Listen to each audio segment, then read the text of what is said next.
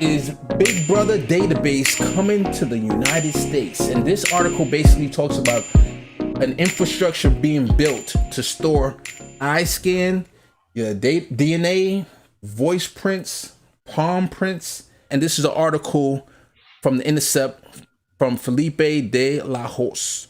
All right, so this is an interesting article that's just talking about, as I said, a summary real quick. A rule currently under consideration would require practically everyone applying for any kind of status, and this is towards immigration status and becoming a U.S. citizen. Any status are determined by immigration enforcement agents to provide iris scans, voice prints, and palm prints, and in some cases, DNA samples.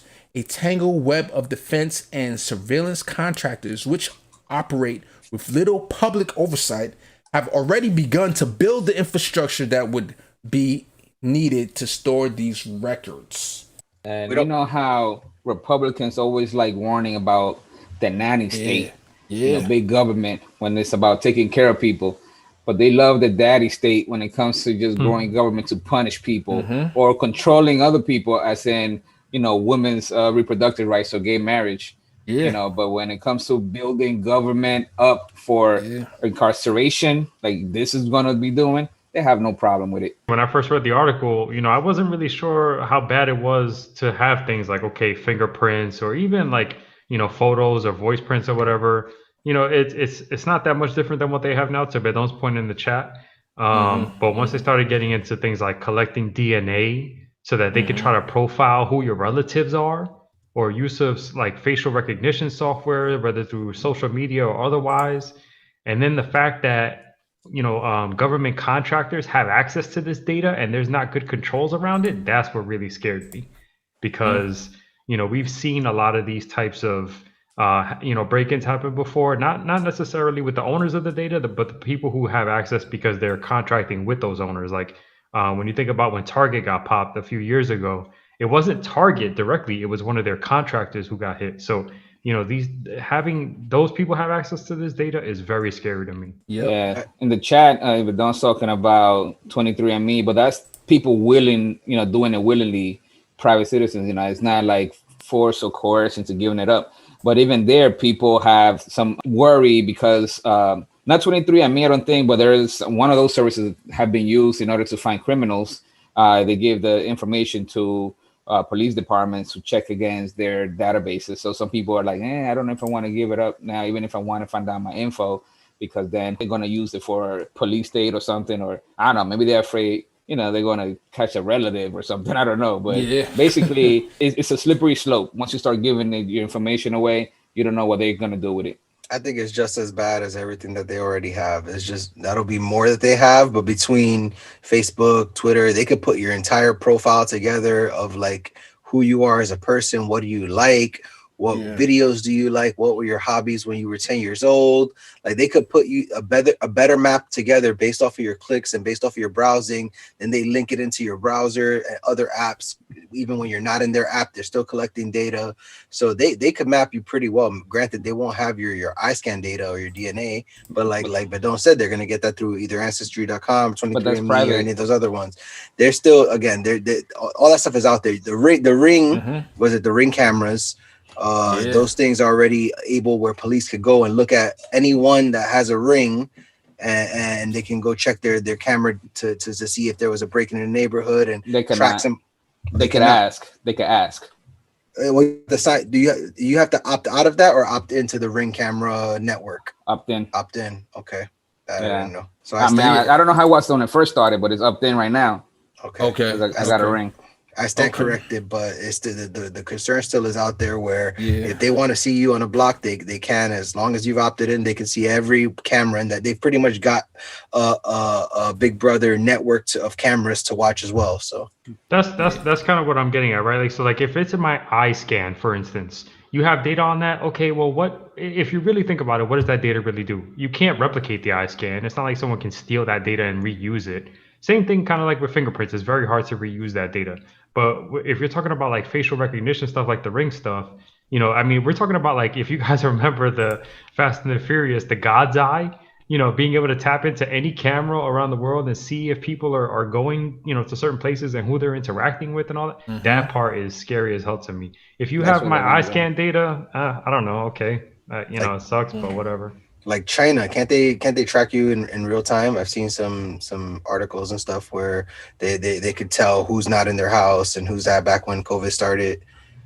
Yeah, I wouldn't be surprised. I think I read something about that too. And I mean, it's not even that hard to do here. So I could imagine with China, having all the access to all their people's data that they have. Yeah, Yeah, it wouldn't surprise me.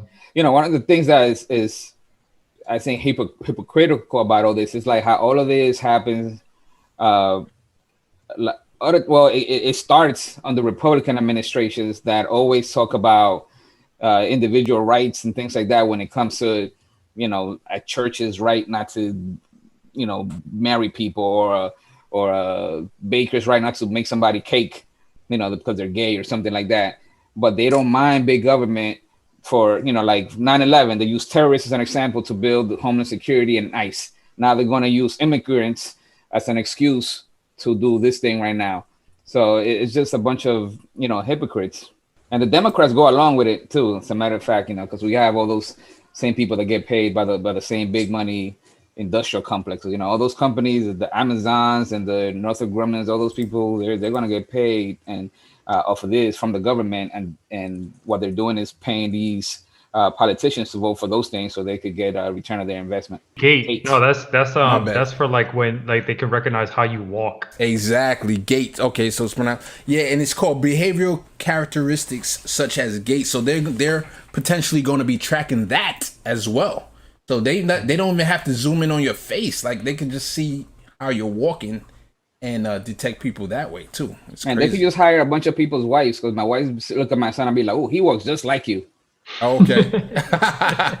And I know something that I know Izzy's gonna hate is that it says I was the just system. gonna say this. Yep, you were just about to say that, right?